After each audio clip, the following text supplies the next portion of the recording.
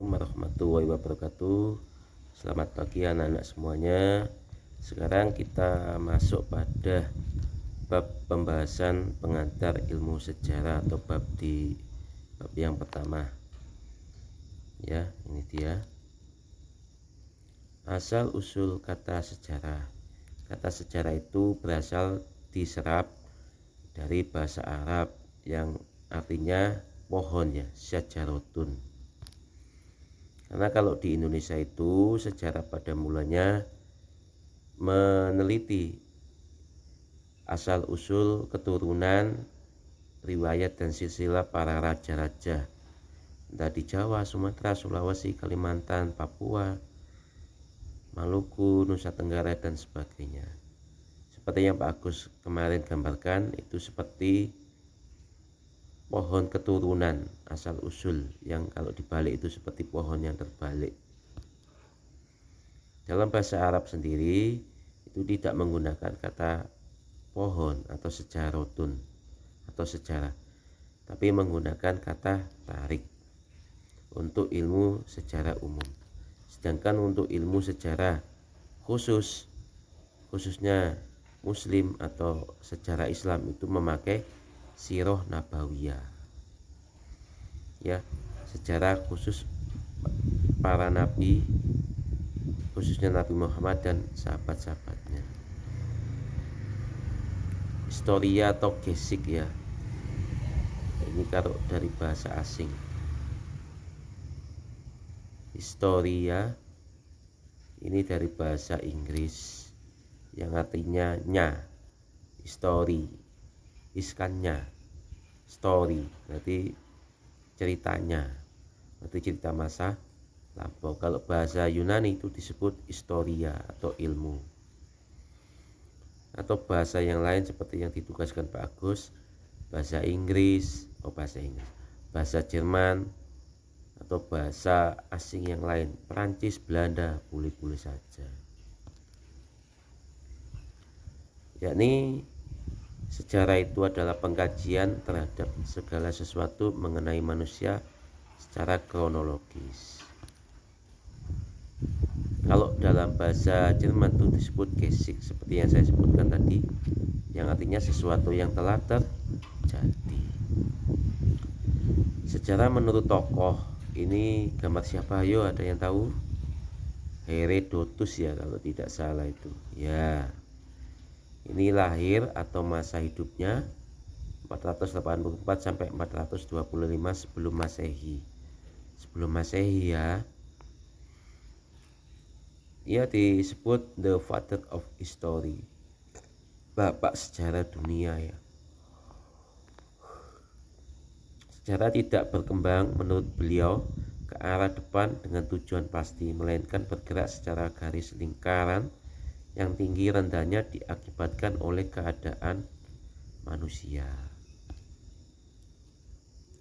Sejarah menurut tokoh-tokoh yang lain, ini Ibnu Khaldun, tokoh sejarawan Islam, hidup pada tahun 1332 sampai 1406 Masehi. Dalam buku sejarahnya Muqaddimah, sejarah diartikan adalah catatan tentang masyarakat, umat manusia atau peradaban dunia dan tentang perubahan-perubahan yang terjadi pada watak masyarakat itu. Sejarah menurut kamus, ya. Ini gambar apa ini? Uang koin, ya. Nah, WJS Purwadarminto, ya.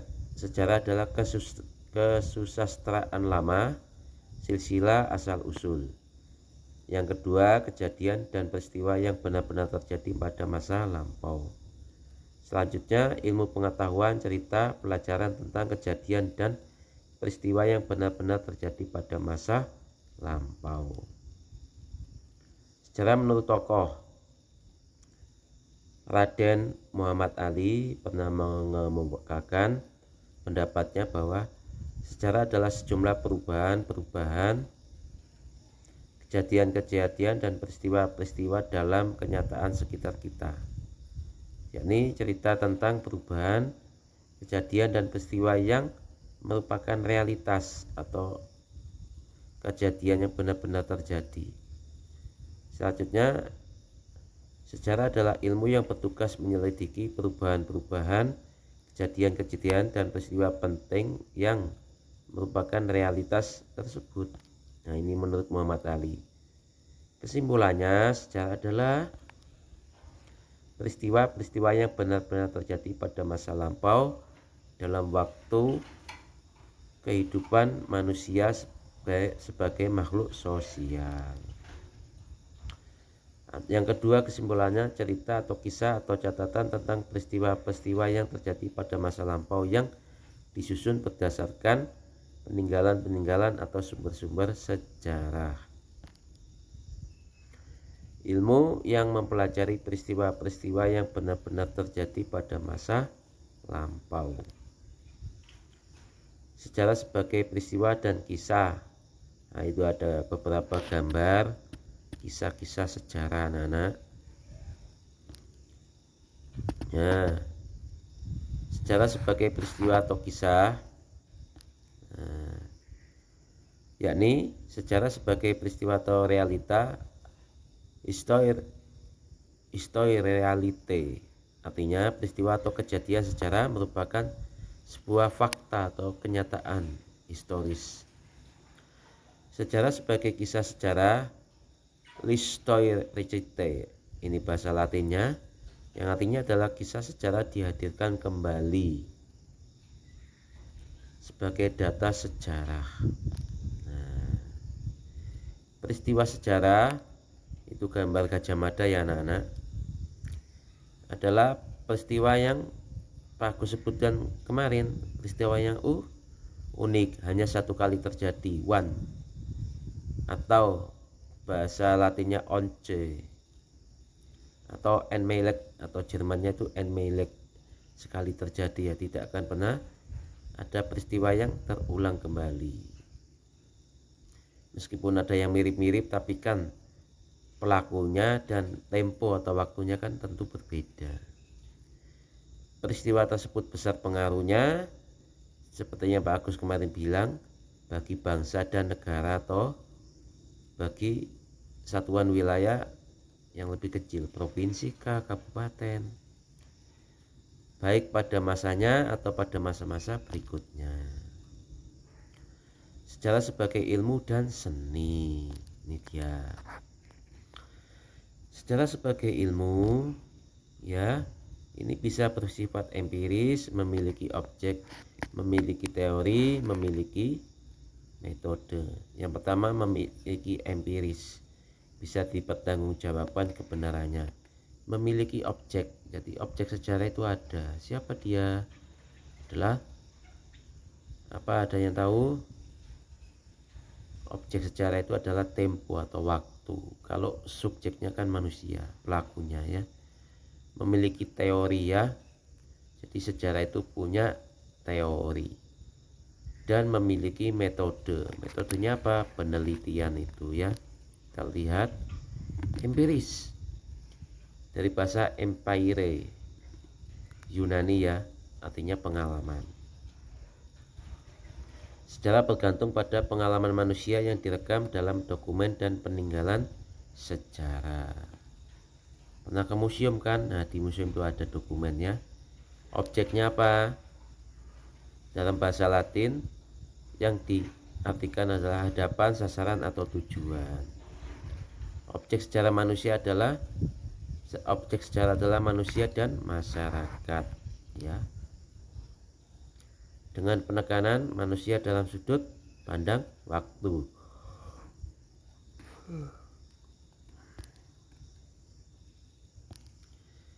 Teori dalam artinya adalah renungan ya, dalam bahasa Yunani itu. Teori sejarah adalah kumpulan kaidah-kaidah pokok seperti teori Cherenkov dan respon oleh Almond Toynbee, teori konflik sosial dari Karl Marx, atau teori future shock oleh Alvin Toffler ya. Metode sejarah, metode itu artinya cara dari bahasa Yunani. Metode sejarah adalah melalui penelitian, yakni observasi, wawancara, dan studi pustaka. Observasi itu meneliti barang-barang, artefak sejarah. Wawancara ini adalah mewawancarai para pelaku sejarah. Kalau studi pustaka ini dengan menggunakan metode dokumen atau buku. Sejarah sebagai seni. Nah, sejarah memerlukan sentuhan intuisi, imajinasi, emosi, dan gaya bahasa agar bisa diajarkan atau diterangkan kepada siswa atau student atau netizen, ya, kata Pak Henok itu netizen, ya. Intuisi atau ilham atau pemahaman langsung atau insting selama penelitian sejarah.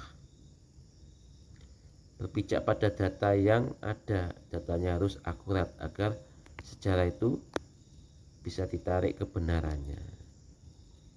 Imajinasi, ya, ini gambar apa? Teuku Umar sama Cut Nyak Ten, gambar pahlawan dari Aceh, ya. Sejarawan harus dapat membayangkan apa yang terjadi dan apa yang terjadi sesudah itu.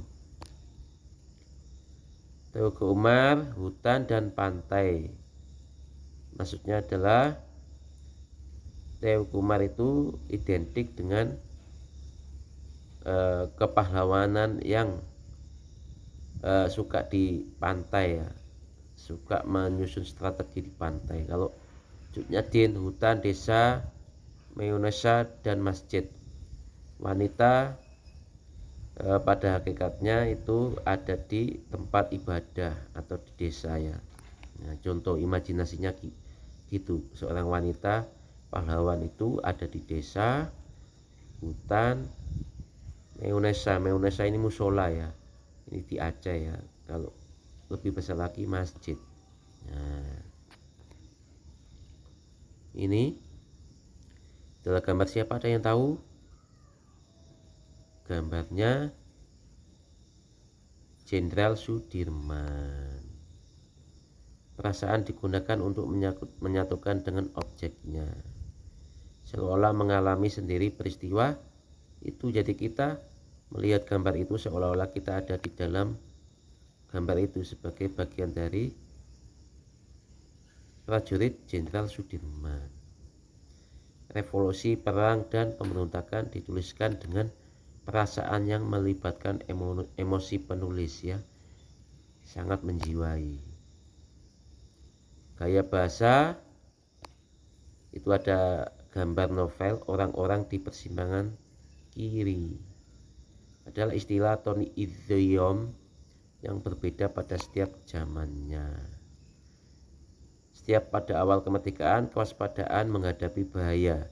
Bahaya apa? Belanda ingin menjajah lagi, ya. Pada masa Orde Lama ada ganyang, labrak, terjang, lawan, bongkar, kepruk, dan sebagainya. Ini gaya bahasa, ya, ada ganyang Malaysia, labrak ini pada masa PKI itu, terjang, lawan, dan sebagainya. Pada masa Orde Baru diamankan bisa berarti ditahan, dipenjarakan, dikucilkan, atau dibunuh. Ada mantan, ya, istilah mantan, istilah rutan, rumah tahanan, ya, pada masanya. Kelemahan sejarah sebagai seni, ya. Nah, itu seniman menggambarkan becak, ya, dikendarai dan dinaiki oleh penumpangnya. Berkurangnya ketepatan dan objektivitas kalau dijadikan seni. Contoh seni mak lampir atau sangkuri yang dibuatkan film itu bisa mengurangi ketepatan. Kenapa? Karena ada yang dibumbui, ditambahi, dan dikurangi, sehingga objektivitas sejarah itu menjadi berkurang. Jadi hanya nilai seni. Penulisan sejarah akan terbatas, ya, tidak bisa lebih luas lagi atau luas. Ringkasan, sebagai ilmu sejarah itu bersifat empiris, bisa dipertanggungjawabkan kebenarannya, memiliki objek sejarah adalah manusia dalam lingkaran waktu.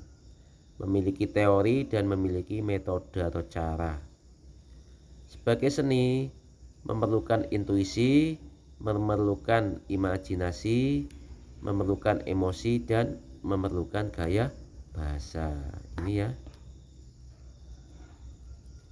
Cukup sekian, terima kasih. Kurang lebihnya mohon maaf.